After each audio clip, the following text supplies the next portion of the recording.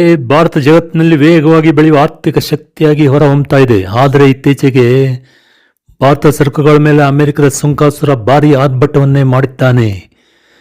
ಭಾರತದಿಂದ ಆಮದಾಗುವ ಸರಕುಗಳ ಮೇಲೆ ಅಮೆರಿಕ 50% ಸುಂಕ ಏರಿಕೆ ಮಾಡಿದೆ. ಮೊದಲಿದ್ದ 25% ಸುಂಕಕ್ಕೆ ಮತ್ತೆ 25% ಹೆಚ್ಚುವರಿ ಸುಂಕವನ್ನು ದಂಡದ ರೂಪದಲ್ಲಿ ಭಾರತ ತೆರಬೇಕಾಗಿದೆ. ಅಂತಾರಾಷ್ಟ್ರೀಯ ನಿರ್ಬಂಧವಿದ್ದರೂ ಭಾರತ ರಷ್ಯಾದಿಂದ ಅಗ್ಗದ ದರದಲ್ಲಿ ತೈಲ ಖರೀದಿ ಮಾಡ್ತಾ ಇದೆ. ಅದಕ್ಕಾಗಿ ನಾವು 25% ಹೆಚ್ಚುವರಿ ಸುಂಕ ಏರಿದ್ದೇವೆ ಎಂದು ಅಮೆರಿಕ ಪ್ರತಿಪಾದಿಸಿದೆ.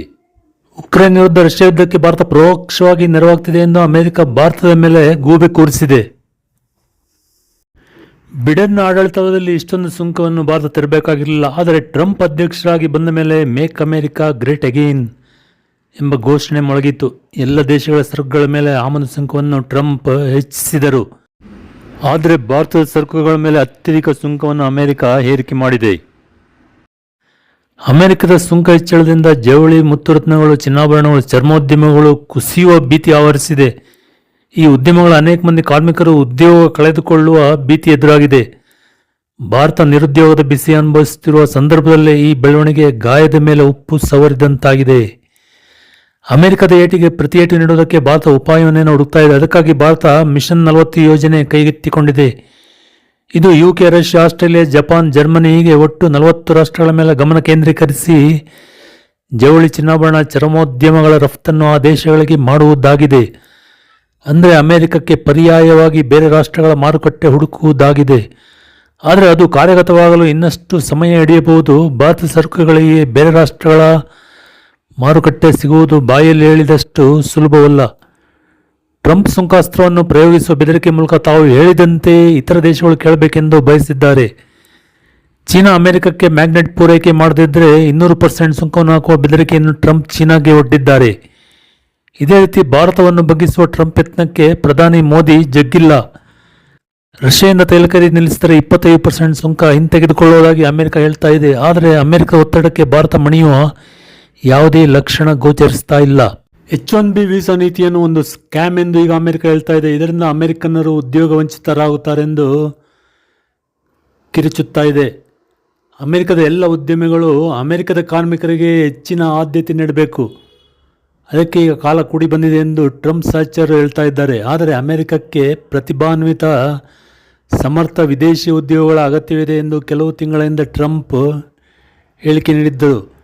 ಏಕೆಂದರೆ ಭಾರತದಿಂದ H-1B ವೀಸಾ ಅಡಿಯಲ್ಲಿ ಅತ್ಯಂತ ಕೌಶಲ್ಯದ ನುರಿತ IT ವೃತ್ತಿಪರರನ್ನು ಅಮೆರಿಕ ನೇಮಕ ಮಾಡಿಕೊಳ್ಳುತ್ತಿತ್ತು. ಆದರೆ ಈಗ ಟ್ರಂಪ್ ಮಾತಿನ ದಾಟಿಯ ಬದಲಾಗಿ ಅಮೆರಿಕನ್ನರಿಗೆ ಆದ್ಯತೆ ನೀಡಬೇಕು ಎಂದು ಹೇಳ್ತಿದ್ದಾರೆ. ಆದರೆ ಅಮೆರಿಕನ್ನರ ಪೈಕಿ ಅಷ್ಟೊಂದು ಕೌಶಲ್ಯಭರಿತ IT ವೃತ್ತಿಪರರು ಸಿಗುವುದೇ ಅನುಮಾನವಾಗಿದೆ. ಟ್ರಂಪ್ ಅವರ ಮೊದಲ ಟರ್ಮ್ನಲ್ಲಿ ಮೋದಿ ಮತ್ತು ಟ್ರಂಪ್ ಉತ್ತಮ ಗೆಳೆಯರಾಗಿದ್ದರು. ಟ್ರಂಪ್ ಭಾರತಕ್ಕೆ ಭೇಟಿ ನೀಡಿದ್ದಾಗ Modi is my best friend ಎಂದು ಹೇಳಿ ಪರಸ್ಪರ ಆಲಿಂಗಿಸಿಕೊಂಡಿದ್ದರು. ಅಷ್ಟೊಂದು ಬೆಸ್ಟ್ ಫ್ರೆಂಡ್ ಆಗಿದ್ದವರು ಟ್ರಂಪ್ 2ನೇ ಅವಧಿಯಲ್ಲಿ ಮೋದಿ ಜೊತೆ ವಿರೋಧ ಕಟ್ಟಿಕೊಂಡಿದ್ದು ಹೇಗೆ? ಭಾರತ ವಿರುದ್ಧ ಟ್ರಂಪ್ ಮುನಿಸಿಕೊಳ್ಳಲು ಕಾರಣವೇನು? ಭಾರತ ಆರ್ಥಿಕ ಶಕ್ತಿಯನ್ನು ಕುಗ್ಗಿಸಲು ಟ್ರಂಪ್ ಮುಂದಾಗಿರೋದು ಏಕೆ? ಇವೆಲ್ಲವನ್ನು ಒಂದೊಂದಾಗಿ ವಿಶ್ಲೇಷಿಸುತ್ತಾ ಹೋಗೋಣ. ನ್ಯೂಸ್ ಲೆನ್ಸ್ ಚಾನಲ್ಗೆ ಸಬ್ಸ್ಕ್ರೈಬ್ ಮಾಡಿ ವಿಡಿಯೋವನ್ನು ಕೊನೆಯವರೆಗೂ ವೀಕ್ಷಿಸಿ.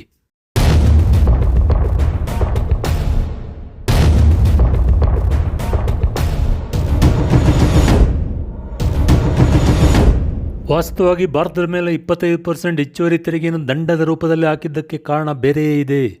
ಕೆಲವು ತಿಂಗಳ ಹಿಂದೆ ಪಾಕಿಸ್ತಾನ ವಿರುದ್ಧ ಆಪರೇಷನ್ ಸಿಂಧೂರವನ್ನು ನಿಲ್ಲಿಸಿ ಯುದ್ಧ ವಿರಾಮಕ್ಕೆ ಡೀಲ್ ಮಾಡಿದ್ದೆ ನಾನು ಎಂದು ಟ್ರಂಪ್ ಜಂಬ ಕೊಚ್ಚಿಕೊಂಡಿದ್ದರು.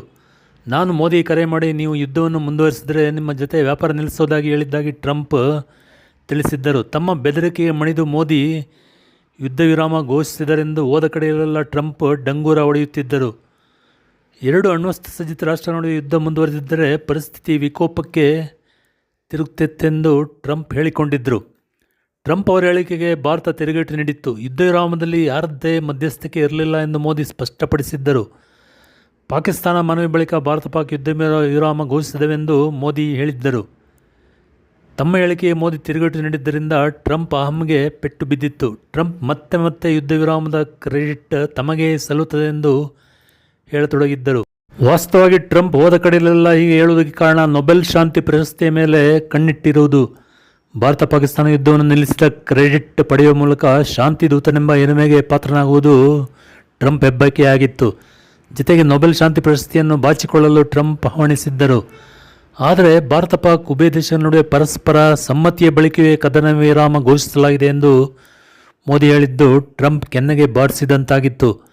ನೊಬೆಲ್ ಶಾಂತಿ ಪ್ರಶಸ್ತಿ ಪಡೆಯಬೇಕೆಂಬ ಟ್ರಂಪ್ ಆಕಾಂಕ್ಷೆಗೆ ಕೊಡಲಿ ಪೆಟ್ಟು ಬಿದ್ದಿತ್ತು.